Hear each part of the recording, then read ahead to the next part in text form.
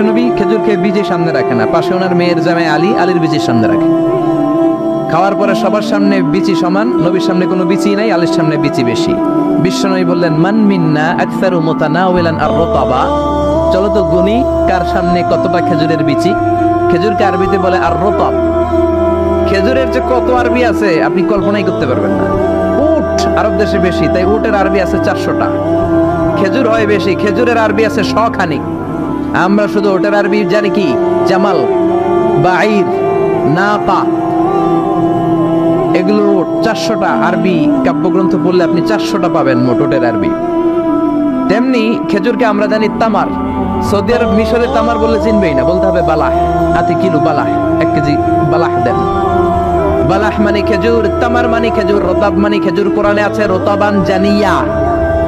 মারিয়াম যখন সাইয়েদনা ঈসা আলাইহিস সালামকে প্রসব করলে, আর করলো কে? এই জন্য যে সমস্ত নারীরা পেটের মধ্যে বাচ্চা আছে, সন্তান সম্ভবা, তারা খেজুর খাবেন। বাচ্চারে সুস্থ রাখবে কে? আবার মক্কায় মদিনাতে নতুন বাচ্চা জন্ম নিলে বিশ্বনবী বাচ্চার কাছে যে খেজুর খেয়ে খেজুর মিশ্রিত বিশ্বনবীর মুখের লালা বাচ্চার মুখে লাগিয়ে দিত। আল্লাহু আকবার। বিশ্বনবী সাহাবাদের বললেন, মান মিন্না আকসারু মুতানাওয়ালান আর-রুতাবা, চলো কে বেশি রতাব খেয়েছে মানে খেজুর খেয়েছে গুনি। গুনতে শুরু করা হলো। সবচেয়ে বেশি দেখা গেল সাইয়েদনা আলীর সামনে। বিশ্বনবী বললেন, দেখো আল্লাহ কি খাদক জামাই আমাকে দিয়েছে। এমন খাইতে পারে, সবার সামনে বিচি কম, আলীর সামনে বিচি ডবল। এখন আলী কি বলবে? আলী বলে, আমার শ্বশুরও কম খাইতে পারে না। দেখো সবার সামনে বিচি আছে, আর আমার শ্বশুর বিশ্বনবীর সামনে কোনো বিচিই নাই। তার মানে খেজুর খাওয়ার সময় উনি বিচি সহ মেরেন করতেন। এক কালো মহিলা সাহাবী বিশ্বনবীর কাছে এসেছে। বিশ্বনবী বললেন, লা ইয়াদখুলান্নাল জান্নাতা সাফরা ওয়ালা সাউদা, তুমি তো কালো নারী, কোনো কালো নারী তো জান্নাতে যাবে না। মহিলা দিলেন চিৎকার। বিপদের কথা শুনলে মহিলাদের কান্নাকাটি আছে না নাই? আড়াই ওরাতে আছে না নাই? মহিলাদের অন্তর নরম। এজন্য বিশ্বনবী বলেছেন, মহিলারা কবরের সামনে যে জিয়ারত করবে না। কারণ কবরের সামনে গেলে বলবে, আমারে ফালাইয়া গেল গো, কই গেল রে, আমারে লইয়া যাও রে। কান্নাকাটি আছে না নাই? গড়াগড়ি খায়, নিজের জামা নিজে ছিঁড়ে ফেলে, নিজের গালে নিজে থাপ্পড় মারে, এরকম নারী আছে না নাই? এজন্য মহিলারা ঘর থেকে দোয়া করবে, পুরুষেরা কবরস্থানে ঢুকে কবরের সামনে দাঁড়িয়ে দোয়া করবে। ঠিক কি না? বিশ্বনবী বললেন, লা ইয়াদখুলাল জান্নাতা সাফরা ওয়ালা সাউদা, কালো নারী, মেটে রঙের নারী জান্নাতে যাবে না। মহিলা কান্না শুরু করে দিল। মহিলা বলল, নবী আপনি বলেছেন, আল মারআতু ইযা সাল্লাত খামসাহা, কোন নারী যদি নামাজ পড়ে, ওয়া সামাত শাহরাহা, যদি রোজা রাখে, আতাআত বালাহা, স্বামীর আনুগত্য করে, হাফিজাত ফুরুজাহা, লজ্জাস্থানের হেফাজত করে, কোন নারী যদি এই 4টা কাজ করে, তার জন্য 8টা জান্নাতের দরজা খুলে দেয় কে? ও নবী, আমি তো 4টাই করি, কালো হওয়ার কারণে কি আমি জান্নাতে যাব না? এটা কেমন কথা? বিশ্বনবী বললেন, কেঁদো না, তুমি যখন জান্নাতে যাবা এরকম কালো থাকবা নাকি? তুমি তো পূর্ণিমার চাঁদের মতো হয়ে জান্নাতে ঢুকবা। তুমি যখন জান্নাতে ঢুকবে, তোমার ঐশ্বরিয়া রায়ের মতো সুন্দরী করে দিবে কে? তুমি বিশ্ব সুন্দরী হবা, তখন কি তুমি কালো থাকবা? মহিলা আবার খুশি হয়ে গেল, তখন সুবহানাল্লাহ। তাহলে বিশ্বনবীর বিনোদন, সুস্থ বিনোদন, চিল্লায় বলেন ঠিক কিনা? আবার বিশ্বনবী বলতেন, উতিতু খামসান লাম ইয়াতাহুন্না নাবিয়্যুন ক্বাবলি, এমন 5টা জিনিস রব্বুল আলামিন আমাকে দিয়েছে, আমার আগে কোন নবীকে আল্লাহ এই 5টা জিনিস দেয় নাই। সুবহানাল্লাহ। 1 নম্বরে নুসিরতু বির-রু'বি মাসিরাতা শাহর, ভয় দিয়ে আল্লাহ আমারে সাহায্য করেছে। আমার ডানে বায়ে সামনে পেছনে 1 মাসের রাস্তার মধ্যে যদি কোনো কাফিরের আন্ডা বাচ্চা থাকে, আমার ভয়ে তাদের অন্তরে ধুকধুকানি বাড়ায় দেয় কে? নবী যেখানে অবস্থান করতেন, তার ডানে বায়ে সামনে পেছনে 1 মাসের এরিয়ার মধ্যে যদি কোনো কাফির থাকতো, মুশরিক থাকতো, বিষ্ণবীর ভয়ে ঘুমের মধ্যে লাফ দিয়ে উঠত। আল্লাহু আকবার। 2 নম্বরে বিশ্বনবী বললেন, জুইলাত লিয়াল আরদু কুল্লুহা মাসজিদান ওয়া তাহুরা, আমার জন্য আল্লাহ গোটা বিশ্বটাকে মসজিদ বানিয়ে দিয়েছে। গোটা বিশ্বটা মসজিদ। মসজিদ মানে মাকানুস সুজুদ, সিজদার জায়গা, যেখানে সিজদা দেন কবুল করবে কে? নূহ আলাইহিস সালামের জামানায় যে কোনো জায়গায় নামাজ পড়লে কবুল হতো না, মসজিদে যেয়ে পড়া লাগতো। মুসা নবীর উম্মত মসজিদ ছাড়া নামাজ পড়লে কবুল হতো না, সিনাগগে যেয়ে পড়া লাগতো। ঈসা নবীর জামানায় ইবাদতখানায় যে পড়া লাগতো, কিন্তু আমরা যেইখানেই নামাজ পড়ি কবুল করে কে? আজকের এই প্যান্ডেলে যদি নামাজ পড়ি কবুল হবে কি হবে না? বাইতুল মুকাররমে হবে কি হবে না? শোলাকিয়ার ময়দানে কবুল হবে কি হবে না? বাজারে পড়লে হবে কি হবে না? নদীর উপরে নৌকায় পড়লে, প্লেনের ভেতরে বাতাসে পড়লে, মহাকাশে যে স্যাটেলাইট চ্যানেলের মধ্যেও যদি পড়ি সেখানেও কবুল করে নিবে কে? জমিনের যেই জায়গায় নামাজ পড়ো কবুল করে নেওয়া হবে। আবার বললেন পুরো জমিনটারে আল্লাহ আমার জন্য তহুর বানিয়ে দিলেন। ফাইল্লাম তাজিদু মাআন ফাতায়াম্মামু সাঈদান তাইয়্যিবা। নামাজের সময় যদি তোমরা ওজুর জন্য পানি না পাও, তায়াম্মুম করলেও কবুল করবে কে? এই সব জায়গায় নামাজের অনুমতি আর তায়াম্মুম, এটা কোন নবীর ছিল না, এটা স্পেশালি আল্লাহ বিশ্ব নবীকে দিয়েছেন। সুবহানাল্লাহ। মা আয়েশাকে নিয়ে বিশ্বনবী বানুল মুস্তালিকের যুদ্ধ থেকে রওনা হলেন। প্রতিমধ্যে মা আয়েশার গলার স্বর্ণের হার চুরি হয়েছে কিংবা হারিয়ে গিয়েছে। মা আয়েশা কান্নাকাটি করলেন, আমার হার, আমার হার। মেয়েদের স্বর্ণ হারাইলে খবর আছে না নাই? গোটা দুনিয়া ভাঙ্গা গেল কিছু বলবে না, কিন্তু স্বর্ণ একটা হারায় বাড়ি তামা তামা করে ফেলবে, ঠিক কিনা? কয় ঠিক, মানে অভিজ্ঞতা আছে অনেক। নারীরা স্বর্ণ পছন্দ করে, তো মা আয়েশা তো নারী, উনি বললেন নবী আমার স্বর্ণ হারিয়েছে। বিশ্বনবী বললেন কাফেলা থামাও, গলার হার খোঁজো। সবাই মিলে গলার হার খুঁজতে খুঁজতে মাগরিবের নামাজের সময় প্রায় শেষ হয়ে যায়। এবার সবাই মিলে আবু বকর রে বকে, তোমার মাইয়ার কারণে আজকে এই দশা। তোমার মেয়ে যদি গলার হারটা না হারাইতো তাহলে তো আমরা যেখানে পানি আছে ওইখানে পৌঁছে যেতাম, ওখানে নেমে ওযু করে নামাজ পড়তাম। তোমার মেয়ের কারণে আজকে এই দশা, এখন সবার নামাজ কাজা, নবীর নামাজও কাজা। আল্লাহ বললেন খবরদার, এই মেয়েটারে গালি দিবি না, এই মেয়েকে গালি দেয়া যাবে না আয়েশার সম্মানে। আজকে আমি তায়াম্মুমের বিধান নাজিল করে দিলাম। ফাইল্লাম তাজিদু মাআন ফাতায়াম্মামু সাঈদান তাইয়্যিবা। কোথাও যদি ওযুর জন্য পানি না পাও, মাটি দিয়ে তায়াম্মুম করো, কবুল করে নিবে কে? মা আয়েশা বলতেন আমাকে আল্লাহ এমন 5টা জিনিস দিয়েছেন বিশ্বনবীর কোনো বউকে আল্লাহ দেন নাই। এক নম্বরে আমি বিশ্বনবীর একমাত্র কুমারী বউ, বাকি বউগুলা ছিল বিধবা, এর আগে কয়েকটা করে বিয়ে হয়েছে, শুধু আমারই বিয়ে হয় নাই। সুবহানাল্লাহ। 2 নম্বরে আমি যখন শীতের রাতে নবীর সাথে এক লেপের নিচে ঘুমাতাম, তখনও জিবরাইল কোরআন নিয়ে নাজিল হয়ে যেত। অন্য বিবিদের সাথে যখন কোনো ঘরে এক খাটের মধ্যে শুয়ে থাকতো তখন কোনোদিন কোরআন নাজিল হয় নাই, শুধু মা আয়েশার সাথে যখন থাকতো তখন কোরআন নাজিল হতো। সুবহানাল্লাহ।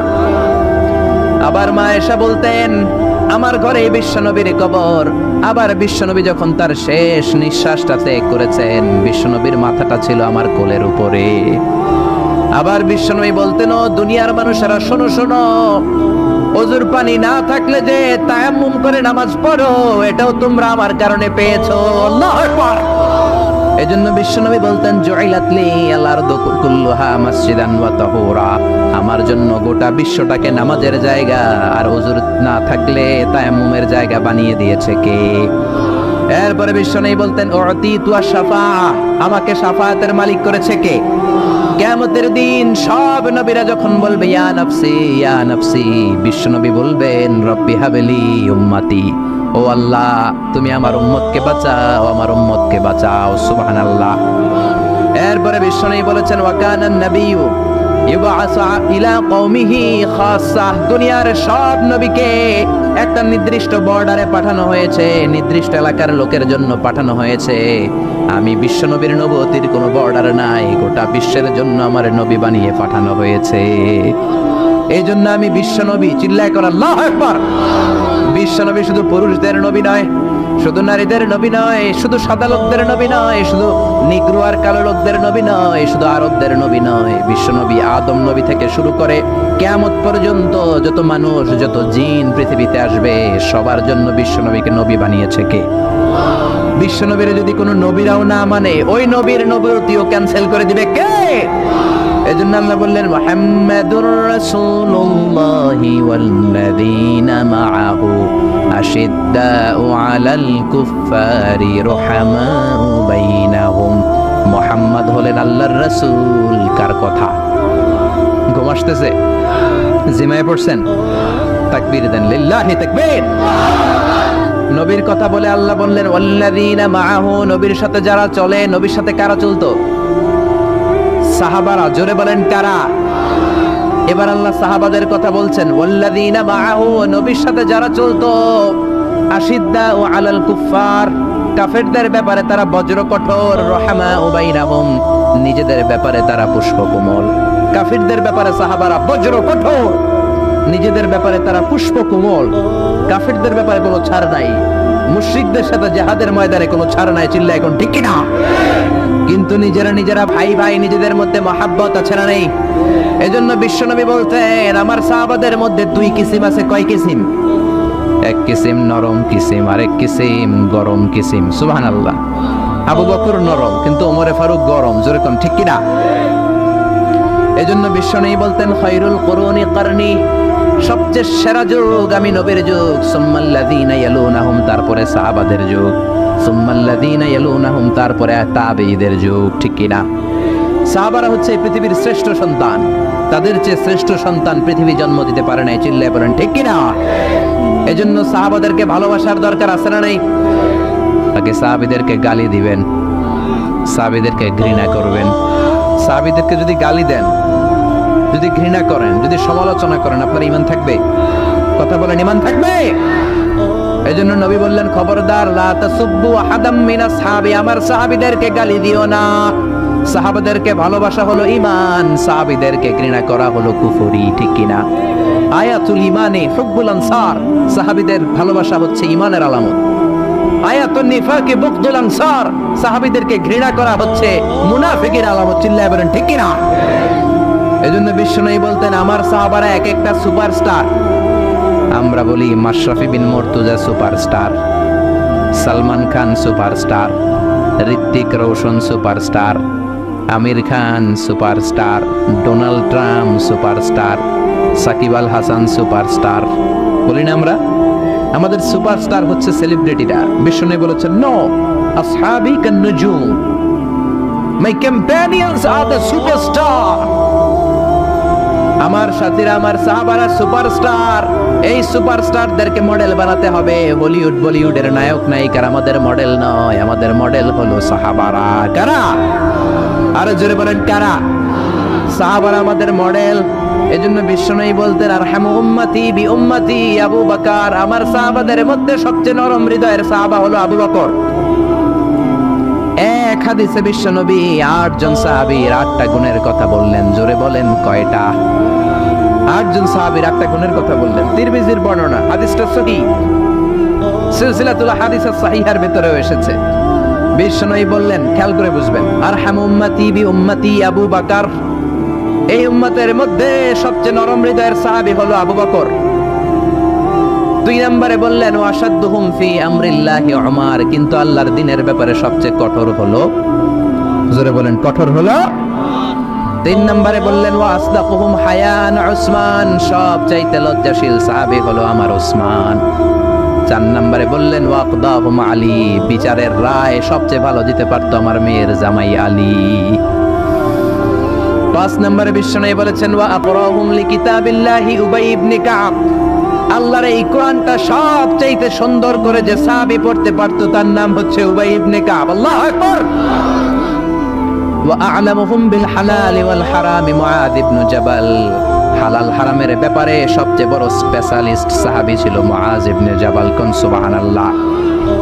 এরপরে বিশ্বনবী বললেন ওয়া আফরাদুহুম যায়েদ, ফারায়েজের হিসাব জানে যায়েদ। আলা ইন্না লিকুল্লি উম্মাতিন আমিনুন ওয়া আমিনু হাযিহিল উম্মতি আবু উবাইদা ইবনুল জাররাহ, সব জাতির মধ্যে বিশ্বস্ত একজন লোক থাকে, আমার সাহাবীদের মধ্যে সবচেয়ে বিশ্বস্ত সাহাবী আবু উবাইদা ইবনুল জাররাহ। সুবহানাল্লাহ। জোরে কোন সুবহানাল্লাহ।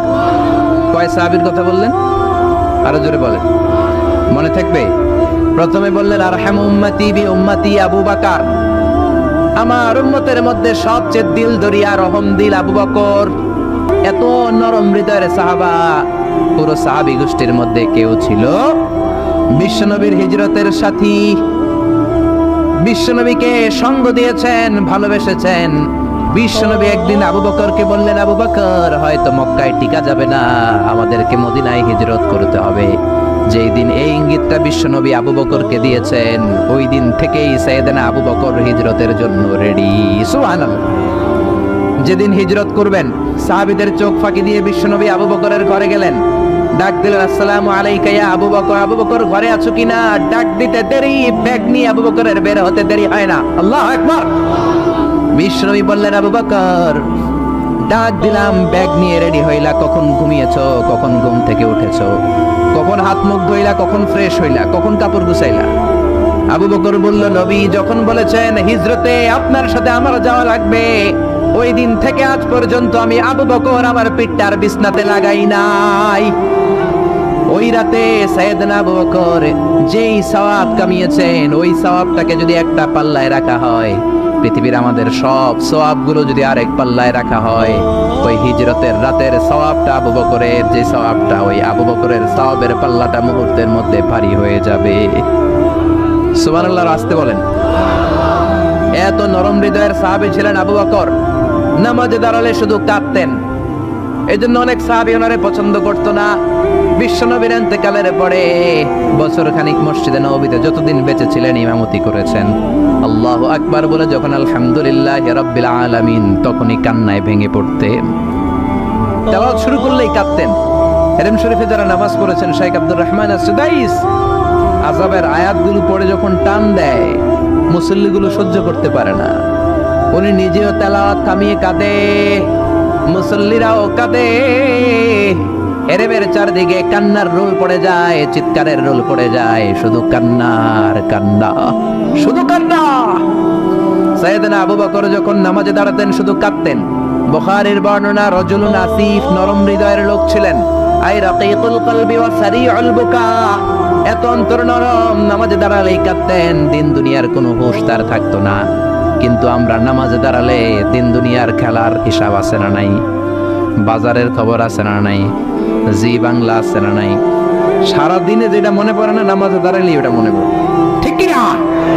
আমরা নামাজে দাঁড়িয়ে এইভাবে শেয়ার বাজার বাড়লো না কমলো, সাকিব আল হাসান আউট হয়েছে না ছক্কা মারছে, কে জিতলো, কুমিল্লা জিতলো নাকি কি ভিক্টোরিয়ান্স, রয়টার্স মার্টার্স কি যেন আছে, আমি তো বুঝিও না অনেকগুলা, কে জিতলো কে হারলো, হিন্দি সিরিয়াল শুরু হলো নাকি আমার দল জিতলো না হারলো, এরকম টেনশন আছে না নাই? আর সাইয়েদনা আবু বকর যখন নামাজে দাঁড়াতেন, দাঁড় দাঁড় করে চোখের পানি দিয়ে দাড়ি ভিজে যেত, চোখের পানিতে দাড়ি ভিজে যেত। সাহাবারা বললেন, ও নবী, আমাদের নামাজে মন থাকে না। বিশ্বনবী বললেন, সল্লু সলাতা মুআদ্দিআ, বিদায় নামাজ পড়ো, মনে করবা আজকের নামাজটাই আমার জীবনের শেষ নামাজ, তাইলে তোমার মন আর কোনো দিকে ছুটবে। আজকে এখন বাজে 11টা, যদি বলা হয় রাত 2টার দিকে আপনার মরণ, খুশ থাকবে? সবাই মাহফিল থেকে দিবেন দৌড়, আমার মরণ 2টার দিকে, আহা 2টার দিকে মরণ। জীবনের কোনো গ্যারান্টি নাই। যদি আপনার বলেই দেয়া হয় 2টার দিকে আপনার মরণ, এখন তুমি 2 রাকাত নামাজ পড়ো, এটাই শেষ নামাজ, ওই দিনের নামাজটা আপনি কত সুন্দর করে পড়বেন, ওই দিন আপনি কত সুন্দর করে ওযু বানাবেন, ওই দিন আতর মাইখা একেবারে আতর আলী হয়ে যাবেন, ওই দিন পাঞ্জাবি পড়বেন, ওই দিন যায় নামাজে দাঁড়াবেন, ওই দিন আপনার নামাজে কোনো তাড়াহুড়ো নাই, ঠিক কিনা? ওই দিনের রুকুটা আপনার জীবনের সব চাইতে শ্রেষ্ঠ রুকু হবে, ওই দিনের সেজদাটা আপনার জীবনের শ্রেষ্ঠতম সেজদা হবে। ওই দিনে সেজদায় যে চোখের পানি দিয়ে আপনি যায় নামাজ ভিজায় দিবেন, এর কারণ আপনি নিশ্চিত, you are certain that you are going to die. আপনি রাত 3টার দিকে মারা যাচ্ছেন, জানার কারণে আপনার নামাজে এত ভক্তি। আমরা যে মাহফিল শেষে বাড়িতে যেতে পারবো কোনো গ্যারান্টি আছে নাকি? আরো আধা ঘন্টা বাঁচবো গ্যারান্টি আছে? শ্বাস যেটা ভেতরে নিলাম বের করতে পারবো গ্যারান্টি আছে? তো তাইলে নামাজে যখন দাঁড়াই এটা ভাবতে সমস্যা কি যে এটাই আমার শেষ নামাজ? কারণ আমার তো কোনো গ্যারান্টি লেটার নাই। চিল্লায় বলেন ঠিক কি না? পারফর্ম দ্য সালাহ as if it's your last and final prayer. এমন ভাবে নামাজে দাঁড়াবেন যেন এটাই আপনার লাস্ট এন্ড ফাইনাল প্রেয়ার, এটাই আপনার শেষ নামাজ। এরপরে আর নামাজের সুযোগ হয়তো আমি নাও পেতে পারি, জোরে কোন ঠিক কি না? এই কথা যখন সাহাবারা শুনলেন আর নামাজে নড়েও না চড়েও না। মরুভূমির মাঝখানে যখন সাহাবারা দাঁড়াতেন, আকাশের পাখিগুলো খেজুর গাছ মনে করে সাহাবাদের মাথায় এসে বসে যেত। সুবহানাল্লাহ, বাড়িতে যে পাখিগুলো মনে করতো এগুলো মরুভূমির মাঝখানের খেজুর গাছ, মাথায় এসে বসে যেত। আর আমরা নামাজের মধ্যে দাঁড়ালে আমাদের কোনো খেয়াল থাকে না, আমাদের এদিকে সামনে ডানে বায়ে নজর যায়, ঘড়ির দিকে তাকায়, অনেকে আছে না নেই? নামাজের পর আবার এমনি তাকায়। হাদিসে এসেছে আপনার নজর যখন একবার নামাজ ছাড়া অন্যদিকে দেন, আল্লাহ বলে আকবিল, বান্দা ফিরে আয়। আবার যখন ডানে নজর দেন আল্লাহ বলে ফিরে আয়। আবার যখন ইমাম সাহেবের দিকে এমনি তাকান আল্লাহ কয় ফিরে আয়। তিনবার নজর দেওয়ার পরে আবার যখন ডানে বায়ে নজর দেন আল্লাহ বলে লা হাজাতা লি ইলা সলাতিক, তোর এই নামাজের কোনো দরকার আমি আল্লাহর নাই, এই নামাজের কোনো দরকার নাই। এজন্য সালাত করতে হবে আর অন্তরে ভয় থাকতে হবে কার?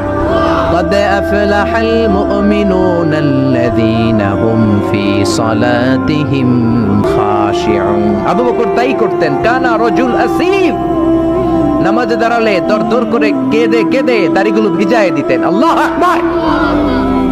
এজন্য বিশ্বনবী বলতেন আরহামু উম্মতি বি উম্মতি আবু বকর, আমার উম্মতের মধ্যে সবচেয়ে নরম হৃদয়ের হলো আবু বকর।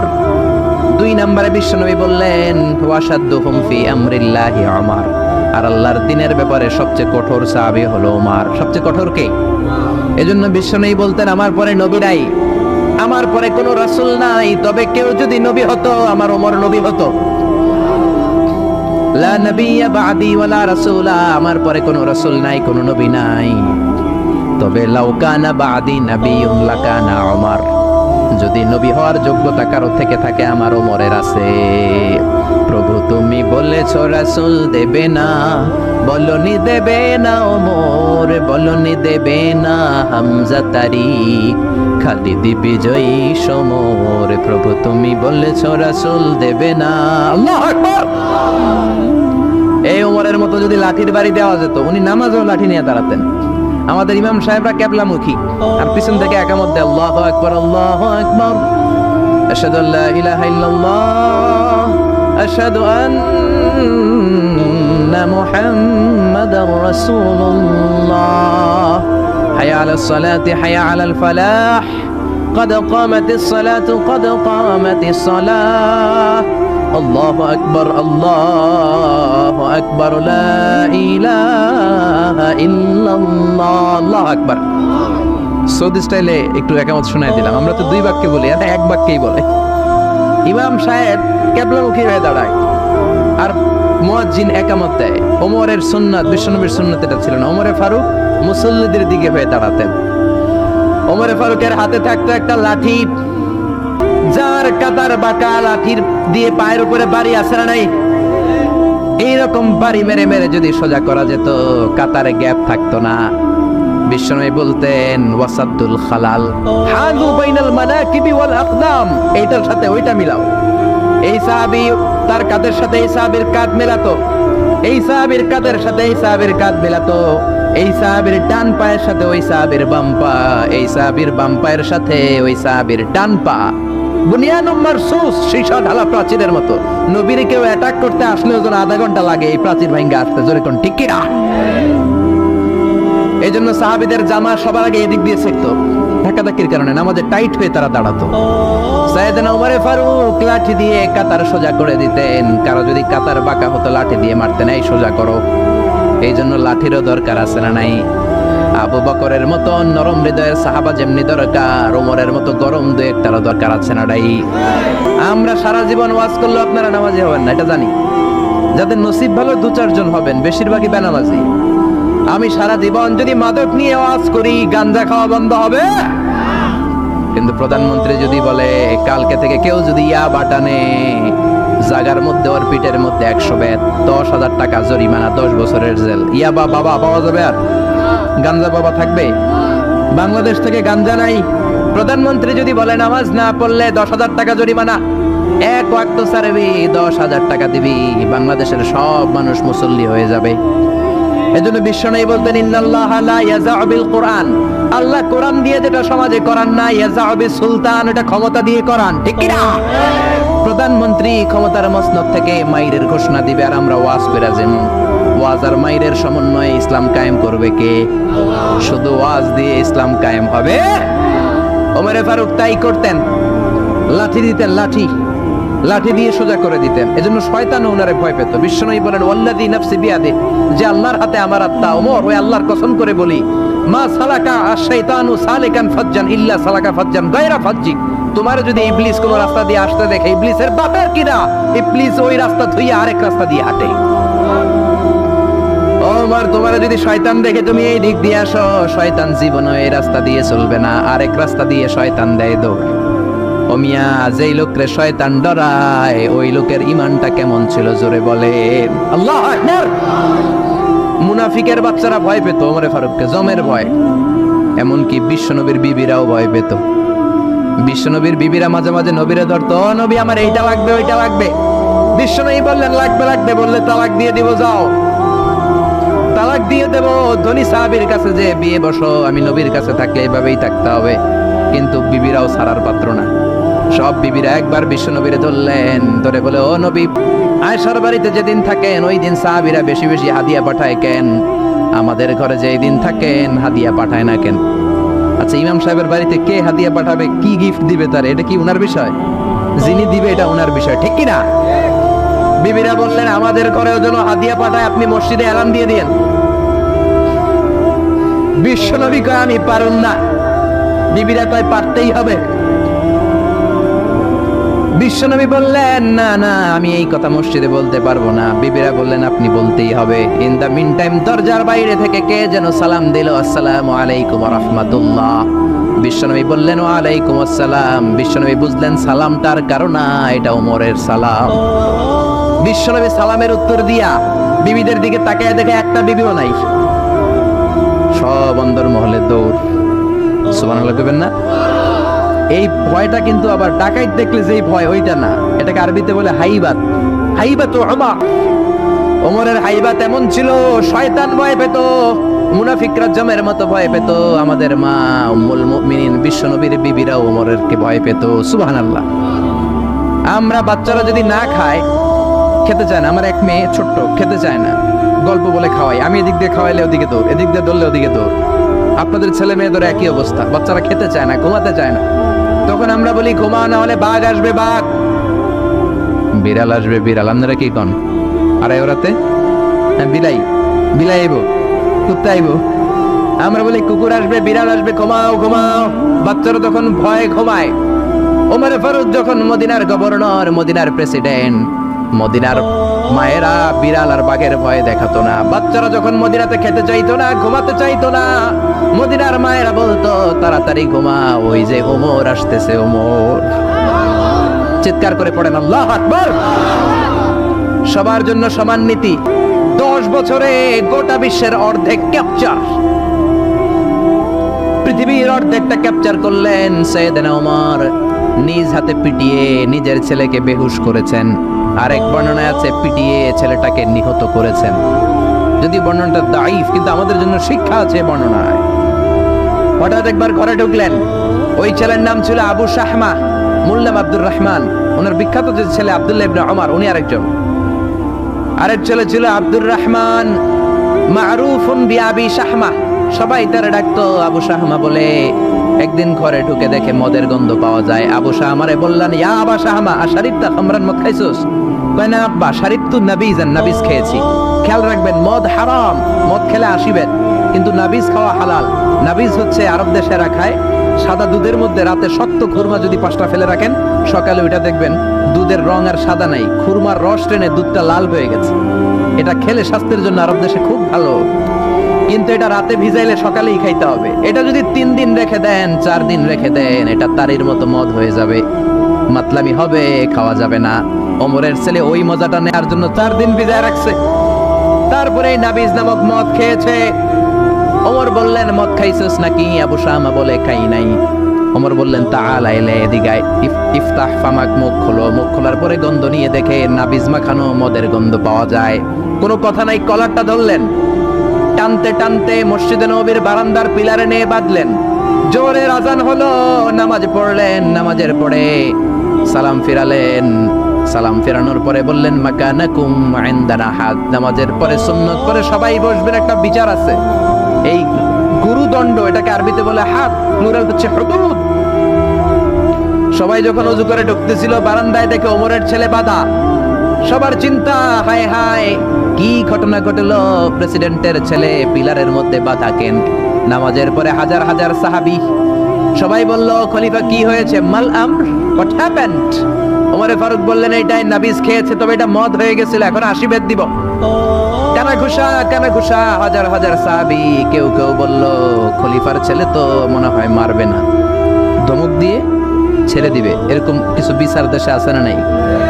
মিলায় দেয়, ঘুষ খায়া ছাইরা দেয়। এমপির পোলা হইলে 7 খুন মাফ, চিল্লা এখন ঠিক না? কেউ বলে না ওমর ছাড়ার পাত্র না, তবে 80টা মারবে না, 40টা দিবে অ্যাটলিস্ট। কয়টা? ওমর ফারুক চেয়ারে বসলেন, হাজার হাজার মানুষ, পিন পতন, নীরবতা। জল্লাদরে বললেন, হাতি জিলদ মিন বাইতুল মাল, বাইতুল মালের ঘর থেকে খেজুর গাছের চামড়া দিয়ে বানানো বড় সাইজের একটা চাবুক আন, সবচেয়ে বড়টা আনবি। সবচেয়ে বড়টা আনা হলো। এবার ওমরে ফারুক বললেন, ইবদা বিসমিল্লাহ, শুরু কর আল্লাহর নামে।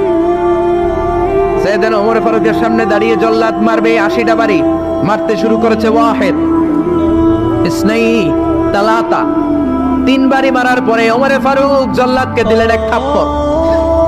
3 হাত দূরে যে পড়লো জল্লাদ, জল্লাদের হাত থেকে চাবুক তুলে ধমক দিলেন, তুই কি চাবুক মারোস নাকি চাকরি বাঁচাস?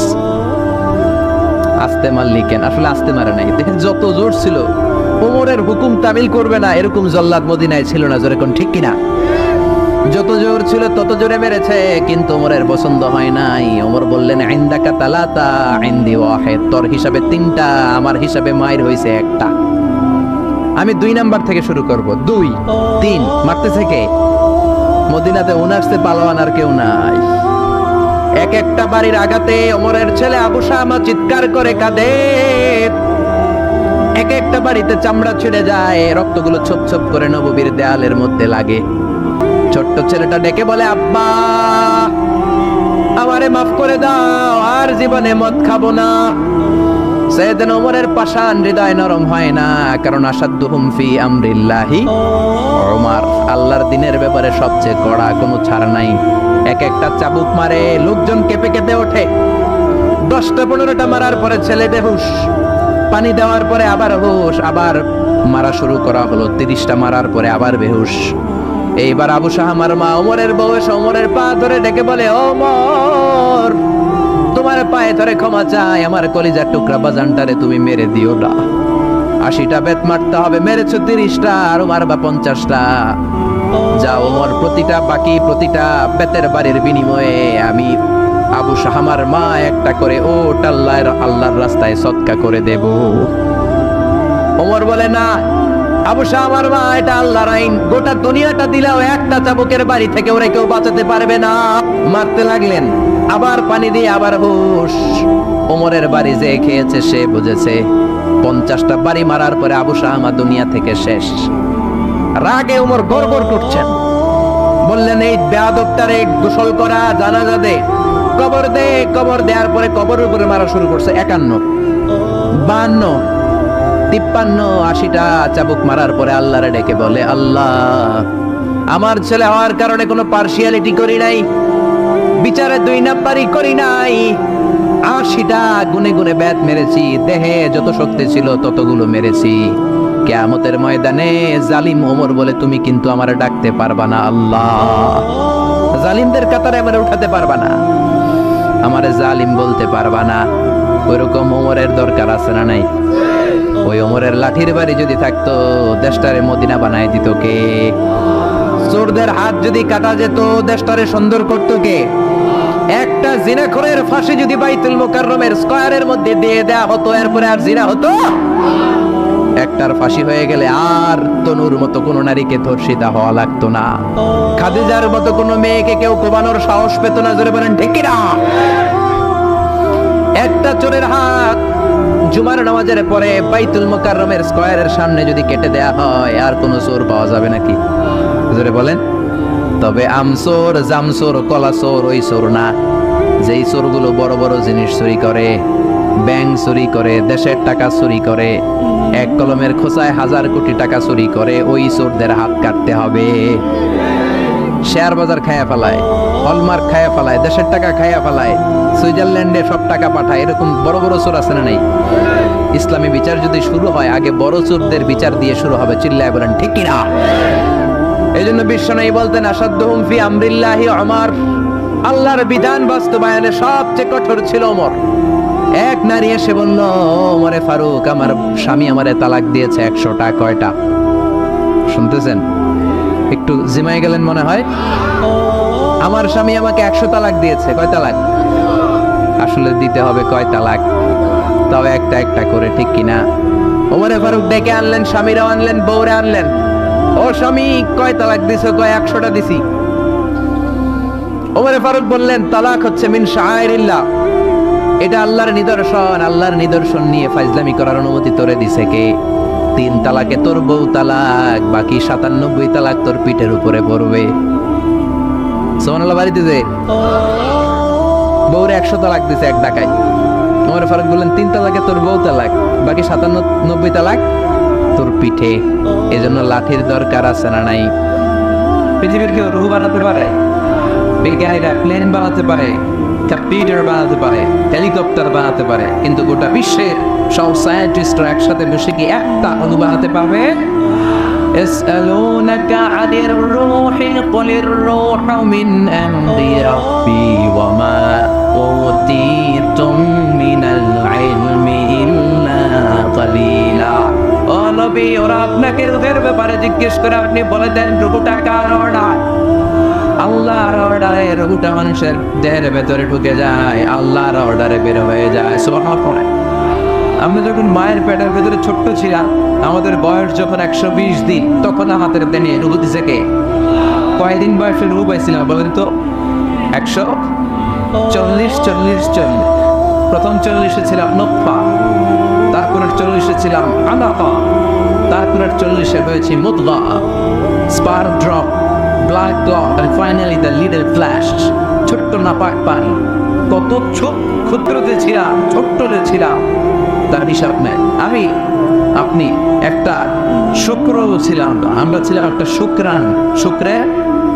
শুক্রে অণু, 1 ফোঁটা শুক্রের ভেতরে 20 কোটি অণু থাকে। ওই একটা অণু ছিলাম আমি, একটা অণু ছিলেন আপনি। আমরা একটা ডিম্ব ছিলাম, আমরা ছিলাম ডিম্বের অণু। সুবহানাল্লাহ পড়ে। সেখান থেকে আল্লাহ মিলিয়ে আমাদেরকে বানালেন নতফাতুন আমশাস, যেটাকে বলে জাইগোট, তারপরে বলা ডিম্প্রয়, ব্যাঙ্গাচি, ব্যাঙ্গের বাচ্চার মতো, জোকের মতো মায়ের জড়ে দেয়ালে লেগেছিলাম। 120 দিন সময় শেষে তখন আল্লাহ আবার দেহের ভিতরে রূহের ফুৎকার দিলেন, আর রূহের ফুৎকার দেওয়ার সাথে সাথে আমার হার্টবিট, আমার ফুসফুস চলতে শুরু করছে। যে ধপ ধপ ধপ আসলে নাই, সিস্টলিক ডায়াস্টলিক বলে, অনিন্দ নিলয়, ওই যে ধপ ধপ শুরু হয়েছে, আজও চলতেছে। 1 সেকেন্ডের জন্য যদি ধপ বন্ধ হয়ে যায়, বাঁচা যাবে? আরে মানুষ রঙিন ফানুষ, দম ফোরাইলে তবু তো ভাই কারোরই না একটুখানি। আরে মানুষ রঙিন ফানুষ, রঙিন ফানুষ, আরে মানুষ, ঠিক কিনা? 1 সেকেন্ডের নাই ভরসা, বন্ধ হবে রং তামাশা। চক্ষু বুঝিলে হাইরে দম ফুরাইলে। কে গেছিল? ফিরোজ শাহ। এই গানটা ফিরোজ শাহ স্টেজে গাইতে গাইতে মারা গেছিল, জানেন? এই গানটা গাইতে গাইতে সে বিদায় নিয়েছে। এই রোগ, জীবন আর মরণের মাঝখানে আছে রোগ। মানুষ সব বানাতে পারে, কিন্তু রঘু বানাতে পারে। আপনার সামনে আপনার দাদা মারা গেছে, সবাই দেখলে কথা বলতেছে, হঠাৎ নাই রঘুটা কোন দিকে যে উড়াল দিল দেখা যায়? রঘুর কার কি কেউ জানি? এই রূহ আবিষ্কারের জন্য গোটা বিশ্বব্যাপী কত যে আবিষ্কার, মৃত ব্যক্তিদের নিয়ে, মুমূর্ষুদের নিয়ে গবেষণা।